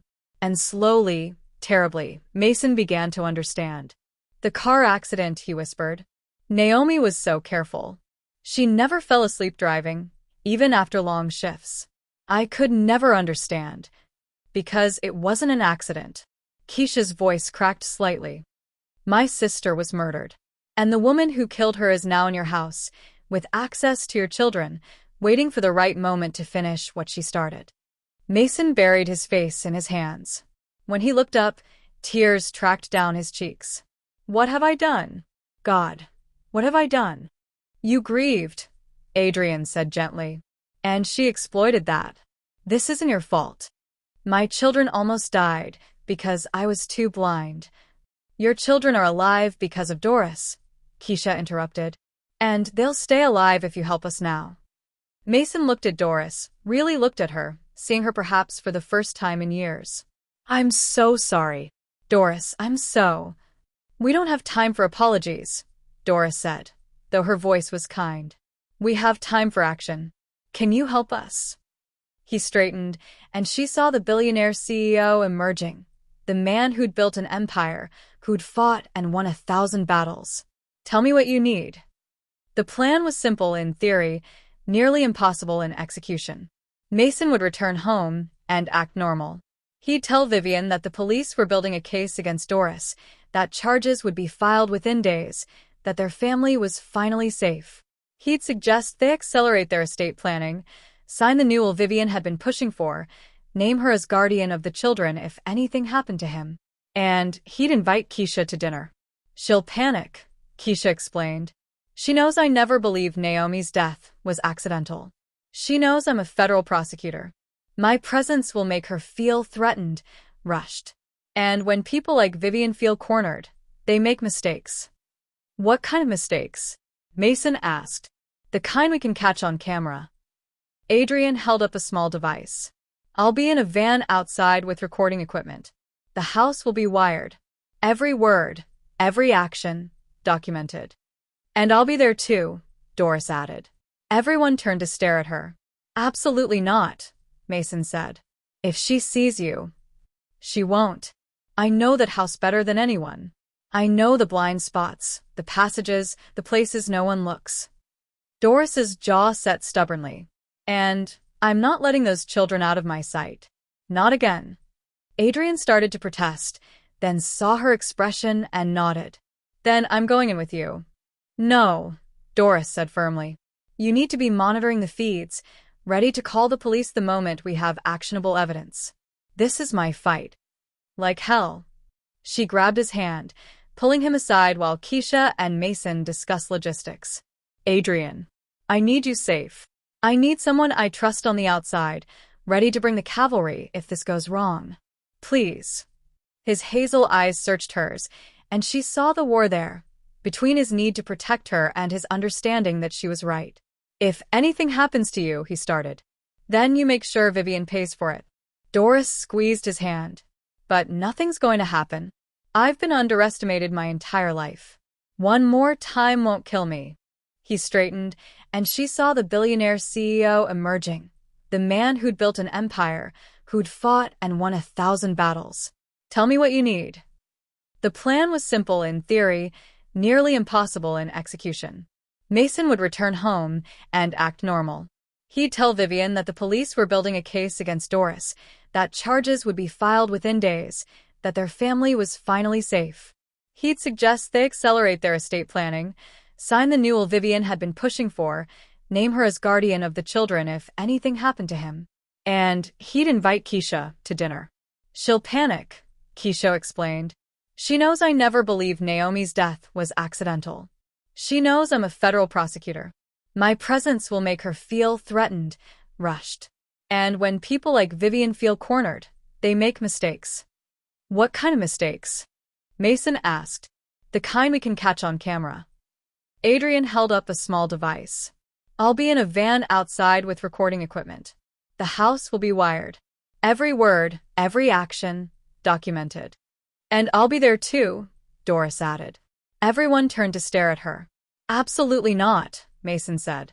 If she sees you, she won't. I know that house better than anyone.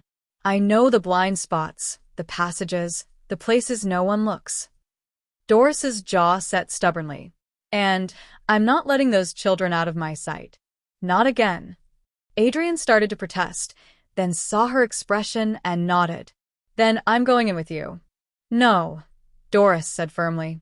You need to be monitoring the feeds, ready to call the police the moment we have actionable evidence. This is my fight. Like hell. She grabbed his hand, pulling him aside while Keisha and Mason discussed logistics.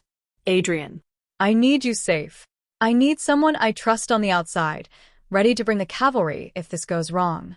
Please. His hazel eyes searched hers, and she saw the war there, between his need to protect her and his understanding that she was right. If anything happens to you, he started, then you make sure Vivian pays for it. Doris squeezed his hand. But nothing's going to happen. I've been underestimated my entire life. One more time won't kill me. He pulled her into his arms, holding her tight. When this is over, he murmured against her hair, we're going to talk. About us. About what comes next. When this is over, she agreed. I'd like that. The moment stretched, intimate and precious, before Keisha cleared her throat. Save it for after we catch the killer, lovebirds. We have work to do.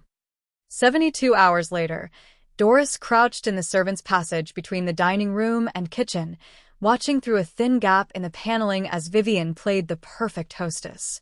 The blonde moved around the dinner table like a dancer, pouring wine, laughing at Keisha's stories, the very picture of gracious elegance. She'd dressed carefully. Understated Chanel, minimal jewelry, the concerned stepmother rather than the glamorous socialite. But Doris saw the tension in her shoulders. The way her smile never quite reached her eyes. The frequent glances at Keisha, calculating, measuring threat. Through the tiny earpiece Adrian had given her, she heard his voice. All feeds are running clean. We're getting everything. In the formal dining room, Mason played his part beautifully. I'm so glad you agreed to come, Keisha. It's been too long. Naomi would have wanted her family together. She would have, Keisha agreed, her eyes on Vivian. She always said family was everything, that we should protect each other, no matter what. Vivian's hand tightened on her wine glass. I hope I can be part of that family. I know I can never replace Naomi. I wouldn't try, but I love Mason and the children. I want to honor her memory by caring for them. How noble, Keisha said dryly, especially given how recently you entered their lives. The temperature dropped 10 degrees. Keisha, Mason said, the warning in his voice perfectly calibrated. Vivian has been wonderful. Has she? Keisha set down her fork. Because I've been doing some research. Your second husband died from a fall, didn't he, Vivian? Or should I call you by your maiden name, Kowalski? Vivian's mask slipped for just a fraction of a second. I don't know what you're implying. I'm not implying anything. I'm stating facts. Keisha pulled out a folder. Richard Kowalski, died 2018. Massive inheritance. Burned through in 18 months. Then you reinvent yourself, change your look, and somehow end up as my sister's yoga instructor. This is ridiculous, Vivian said, standing. Mason, I don't have to sit here and be accused. Sit down. Mason's voice was cold, commanding. Let her finish. Vivian's eyes darted between them, and Doris saw the exact moment she realized the trap. The game was up. Mason knew. You bastard, Vivian breathed. You've been working with her. Sit down. Mason's voice carried the weight of a man who'd reached his limit. Vivian sat, but her posture changed, the concerned wife evaporating, replaced by something harder, sharper. Whatever you think you know. I know you killed my wife, Mason said, his voice breaking. I know you've been poisoning my children. And I know that if it weren't for Doris, they'd be dead and you'd be inheriting my entire estate. Prove it, Vivian said, her voice ice. Go ahead. Prove any of it. We don't need to prove all of it, Keisha said. Just enough to get a warrant. Enough to start digging. And once we start digging into your finances, your past, your pattern, how long do you think it'll take before everything unravels? Vivian laughed, a brittle, terrible sound. You have nothing. Circumstantial evidence and conspiracy theories. I'm a grieving stepmother who's been victimized by an unstable employee. The police believe me. The hospital believes me. The court of public opinion believes me. Actually, Adrian's voice came through a speaker he'd patched into the house system. We have video of you poisoning Aria's 4-bag at the hospital. Time-stamped, high definition, showing your face and the vial clearly. Doris watched Vivian's face pale. That was medicine her doctor prescribed. Funny, because we checked with her doctor. No such prescription exists. Adrian's voice was clinical, devastating. We also have Doris's documented evidence of 3 weeks of systematic poisoning. Your financial records showing motive. And testimony from the me who reviewed your previous husband's autopsies. None of that will hold up in court, Vivian said, but her voice wavered. Maybe not all of it, Keisha agreed. But you know what will? The confession you're about to give. I'm not confessing to anything. 6 months later, Doris stood in the garden of the King estate, her hands in the soil, planting tulsi seeds just as her grandmother had taught her. The spring sunshine was warm on her shoulders, and from the house behind her, she could hear laughter. Real, genuine, healing laughter. Aria's giggle mixing with Aiden's deeper chuckle, the sound of children who were learning to be children again. Doris. Aria called, running across the lawn in a yellow sundress, her curls bouncing. Look what I drew. Doris wiped her hands and accepted the paper, a crayon drawing of 4 figures holding hands. 2 children, 1 woman with dark skin and a bright smile, 1 man with glasses. That's beautiful, Beta. Who's this? Doris pointed to the man. Aria grinned. That's Dr. Adrian. Because he comes for dinner every Friday now. And you smile different when he's here. Doris felt her cheeks warm. Do I? Aha. You smile like Daddy smiles when he looks at Mom's pictures. Like you're happy and sad at the same time. Out of the mouths of babes. Aiden approached more slowly, carrying a book on botany Doris had given him.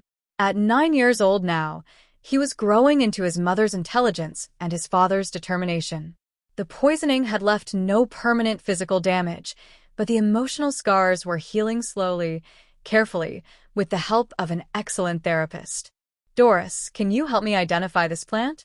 I think it might be in your herb garden. She settled on the bench between both children, helping Aiden with his research, listening to Aria chatter about her art class, and felt something she'd never quite believed she'd experience again. Peace. The past 6 months had been a whirlwind. Vivian's arrest had made international news, the glamorous socialite revealed as a serial killer, the dramatic rescue, the heroic maid who'd saved the children. Doris had given exactly 1 interview, to a journalist Keisha trusted, telling her story not for fame, but so that other domestic workers who witnessed abuse would know their voices mattered. The trial was set for the fall. Vivian's lawyers had tried every maneuver: bail, dismissed charges, suppressed evidence, but Keisha was relentless. The charges now included 3 counts of murder in the first degree, 2 counts of attempted murder, fraud, and conspiracy. Vivian would spend the rest of her life in prison. Doris had testified before the grand jury, her voice steady as she recounted every detail. And when it was over, when she'd finally told the whole truth to people who believed her, she'd walked out of that courthouse and cried in Adrian's arms for an hour. Healing, she'd learned, wasn't linear. Some days she woke up confident and whole. Other days, she still heard Vivian's voice calling her nobody, still felt the terror of those moments when she'd been powerless. But those days were becoming fewer. "Doris?" Mason's voice called from the terrace. "Can we talk?" She settled the children with their activities and walked up to the house, to the man who'd become something unexpected over the past months. Not an employer, but a friend. Mason had changed. The grief that had hollowed him out was still there, but it had transformed into something gentler. He'd started therapy, reconnected with Keisha and Naomi's extended family, and most importantly, he'd become present for his children in a way he hadn't been since Naomi's death. He'd also done something Doris never expected. He'd apologized. Publicly, privately, repeatedly. And slowly, she'd forgiven him. "I have something for you," he said, handing her an envelope. Inside was a check that made her gasp. "Mason, this is 6 years of back pay for all the work you did that was never in your job description. Tutoring, nursing, protecting my children with your life."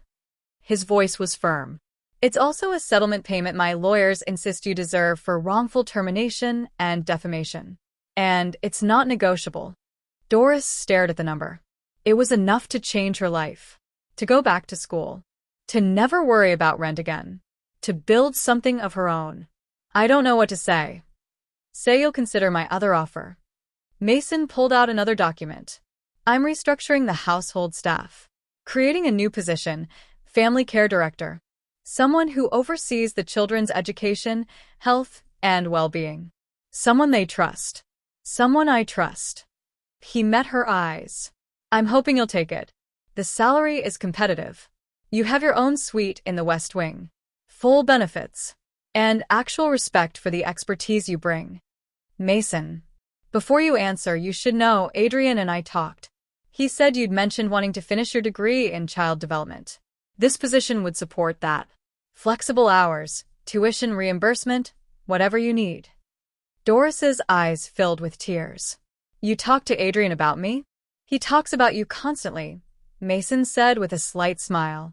"It's actually annoying how often your name comes up. Doris would know this." "Doris always says that. The man is clearly in love with you." Her heart skipped. "He hasn't, we haven't." "I know. He's been respectful. Waiting until things settled, until you'd healed, until the power dynamic shifted." Mason's expression softened. "But Doris, life is short. I learned that when I lost Naomi. Don't wait for the perfect moment. Take the happiness when it comes." As if summoned, Adrian's car pulled into the drive.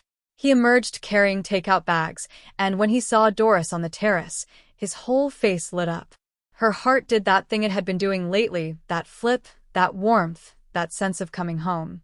"I should let you two talk," Mason said, squeezing her shoulder. "Think about the offer. No pressure. But Doris, you're family now. Whatever you decide, you're family." He headed inside as Adrian climbed the terrace steps. "Special delivery," Adrian said, holding up the bags. "That Indian place you love. I got enough for everyone, figured the kids would want to try the mango lassi." "You're spoiling them," Doris said, but she was smiling. "I'm spoiling you. They're collateral damage." He set the bags down and took her hands. "Doris, there's something I've been wanting to say. For months now. But I wanted to wait until the time was right, and then I realized I was just being a coward." Her pulse quickened. "Adrian, I'm in love with you." The words tumbled out, earnest and unpolished. "I've been in love with you since you stood in that hospital and fought for those kids, even when everyone told you to give up. You're the strongest, most compassionate, most extraordinary person I've ever met. And if you don't feel the same way, that's okay. I'll still be your friend. I'll still show up for Friday dinners. But I needed you to know that when I look at the future, all I see is you. Doris couldn't speak, could barely breathe, could only feel the enormity of what he was offering, not just love, but partnership. Not just attraction, but deep, abiding respect. I lost my siblings, she finally said. I carry that guilt every day. I know. I have nightmares, bad days, moments where I don't trust my own judgment. I know that too. And I'm not. I'm just. You're everything, Adrian said fiercely. You're everything, Doris. And you don't have to be perfect. You just have to be willing to try. With me. If you want to. She thought of her grandmother, who'd always said that the universe gave you people when you needed them most. She thought of Naomi, who'd written in her journal that Doris was the kind of woman she hoped her daughter would become. She thought of the twins, laughing in the garden, alive because Doris had refused to give up. She thought of the girl she'd been, scared, powerless, watching poison take her siblings. And she looked at the woman she'd become, strong, vindicated, surrounded by people who loved her. I want to, she whispered. I want to try. Adrian's smile was like sunrise. He cupped her face in his hands and kissed her, gentle, reverent, full of promise. And Doris kissed him back, tasting hope and healing and the beginning of something beautiful. When they finally broke apart, Arya was standing in the doorway, grinning. I knew it, she shouted. Aiden, you owe me $5. Doris kissed Dr. Adrian. Laughter bubbled up from somewhere deep in Doris's chest, pure, joyful, free. Inside the house, Mason herded the children away to give them privacy, but not before Aiden gave Doris a thumbs up and Arya blew her a kiss. Doris and Adrian stood on the terrace as the sun began to set, his arm around her shoulders, her head on his chest, both of them looking toward a future that had seemed impossible just 6 months ago. I got offered a new job, Doris said. Here. With the family. Are you going to take it? I think so. The twins need stability. And I need, she paused, searching for the words. I need to finish what I started. Help them heal. Be the person Naomi trusted me to be. She'd be proud of you, Adrian said. I'm proud of you. I want to go back to school too. Get my degree. Maybe eventually work with other domestic workers, help them recognize signs of abuse, give them resources. You'd be amazing at that. He kissed the top of her head. Whatever you want to do, I'm here. Supporting you. Believing in you. From inside the house, Arya's voice called, Doris, the food's getting cold. They headed inside together, into the warmth and light and laughter, into the family that had formed from ashes and pain, and choosing each other again and again. Before you go, I need to hear from you in the comments. What part of this story hit you hardest? And if this is your first time on the channel, welcome to the family. Hit that subscribe button because we tell stories about people who refuse to give up, who fight for what's right, who prove that heroism isn't about power, it's about courage. That night, after dinner and card games and tucking 2 sleepy children into bed, Doris stood alone in her new suite in the West Wing. She pulled out her phone and opened the photos she'd carried for 20 years, her siblings, Jaden and Carol, smiling in a garden that looked so much like the one here. I did it, she whispered to their frozen faces. I saved them this time. I didn't let the monster win. And for the first time since she was 12 years old, the guilt loosened its grip. They would always be gone. The pain would always be there. But she'd turned that pain into purpose. That loss into protection. That powerlessness into strength. She'd saved Aiden and Arya. She'd stopped a killer. She'd found love and family and a future she'd never dared to dream of. She'd survived. And she'd made that survival mean something. Outside her window, the estate gardens stretched peaceful under moonlight, and somewhere in Brooklyn, Adrian was probably texting his sister about the woman he'd finally told he loved. In Manhattan, Keisha was building an airtight case. In their rooms, 2 children slept safely. And in the West Wing of a mansion that had almost been a tomb, Doris Bailey, no longer invisible, no longer silenced, no longer alone. Finally rested. The fight was over. The victory was won. And the future? The future was just beginning. Thank you for taking this journey with Doris.